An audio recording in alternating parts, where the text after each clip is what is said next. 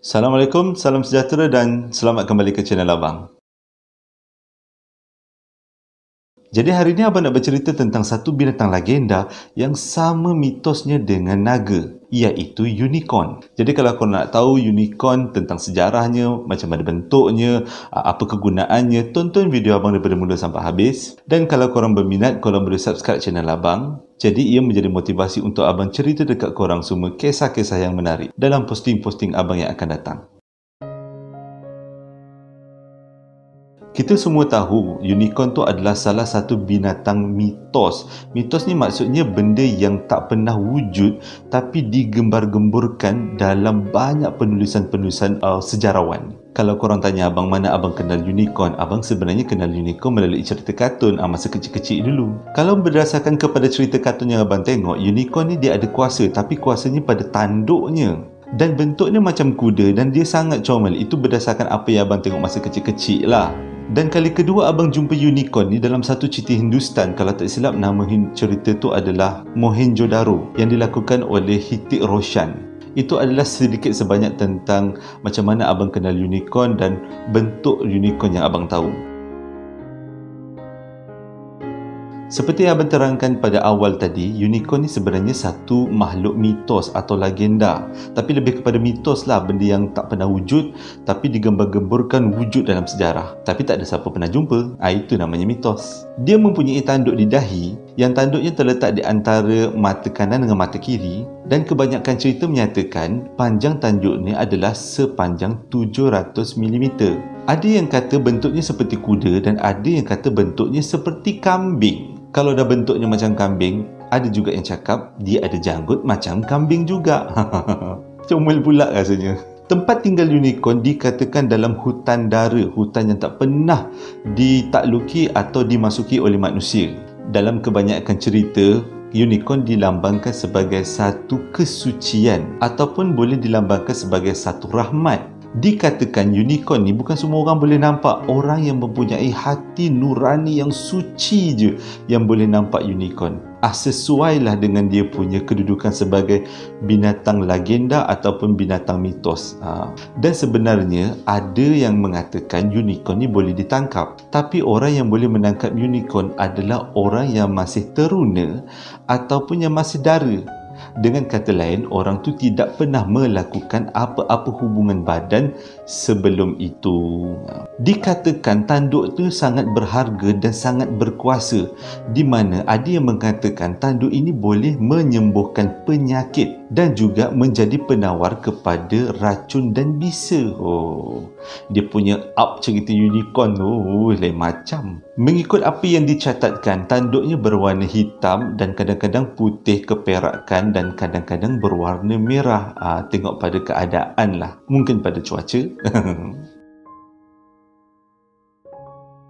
Kalau kita cerita pasal asal usul unicorn, sebenarnya pertama kali disebut adalah pada tamadun Indus. Samalah macam cerita Mohenjo-daro kan.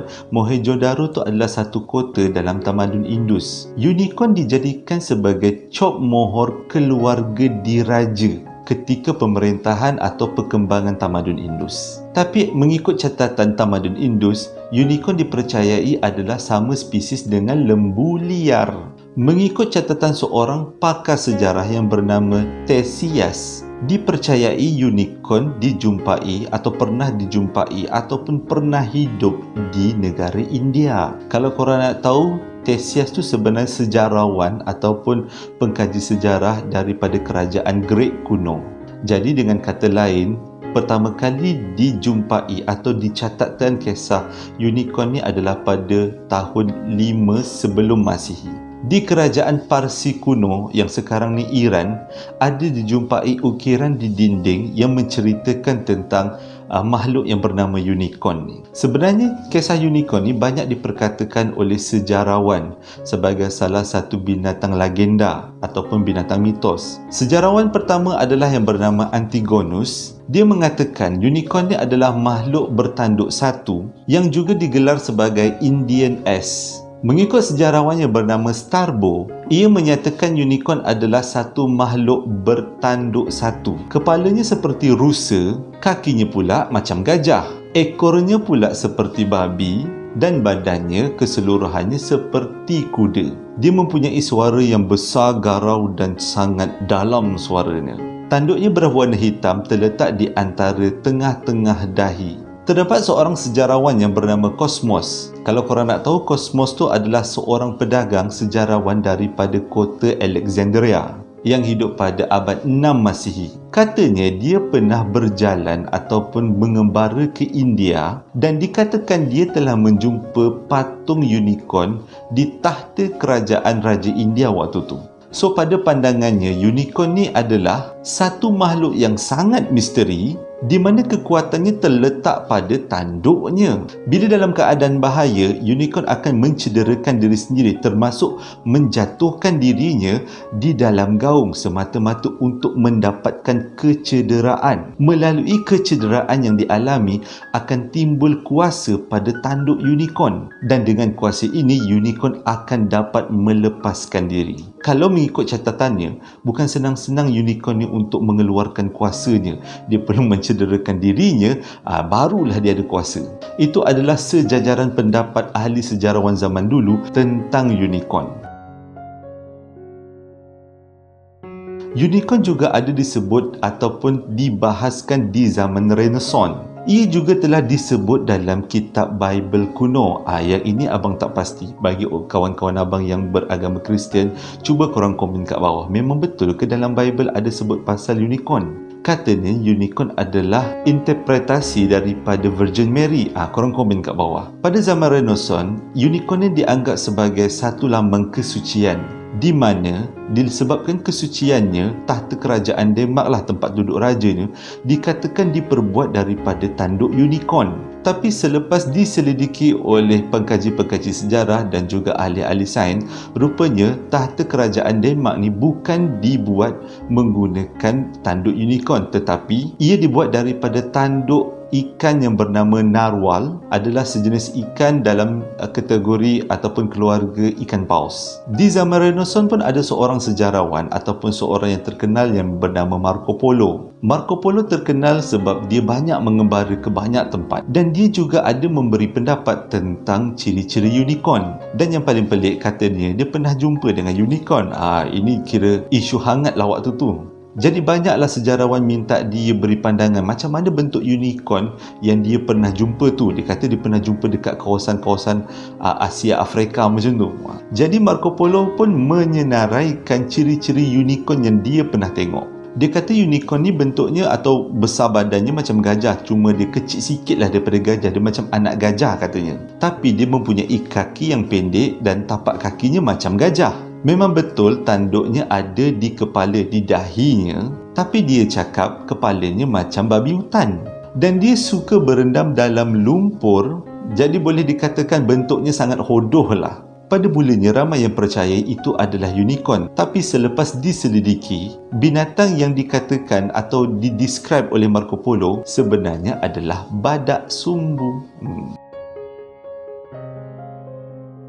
Sebenarnya ada kontroversi tentang tanduk unicorn. Tanduk unicorn dikenali sebagai alikon. Dikatakan tanduknya mempunyai kuasa magic dan ia boleh mengubati banyak penyakit. Pada tahun 1741, berlaku penjualan tanduk unicorn secara besar-besaran di Eropah. Pada waktu tu semua orang percaya tanduk yang dijual adalah tanduk unicorn. Tapi selepas diselidiki, sebenarnya tanduk itu adalah tanduk narwhal, iaitu sejenis ikan yang abang cakap pada sebelum ni tadi kan. Penjualan ini menjadi sangat terkenal kerana mereka mengatakan tanduk ini boleh mengubati racun. Dan banyak ahli-ahli perubatan membeli tanduk ini dengan harga yang sangat tinggi. Begitu juga dengan ahli-ahli sihir. Diorang beri tanduk ni secara banyak sebab mereka percaya tanduk unicorn boleh digunakan sebagai alat untuk menjayakan sihir mereka.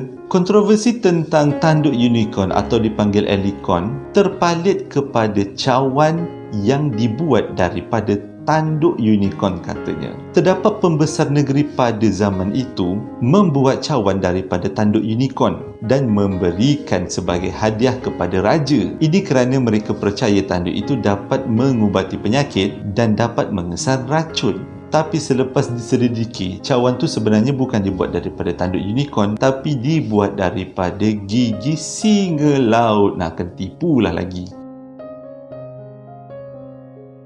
Sejarah unicorn mempunyai hubungan rapat dengan negara Scotland, di mana di negara Scotland unicorn dijadikan lambang kerajaan. Mungkin Scotland kuno kot. Mereka percaya unicorn adalah musuh abadi atau musuh sejati, musuh alami kepada singa, dan mereka percaya unicorn ni lebih rela bunuh diri daripada ditangkap. Orang Scotland menjadikannya sebagai ikon sebab sifat unicorn tu di mana dia rela mati daripada ditangkap samalah dengan sifat orang-orang Scotland pada waktu tu.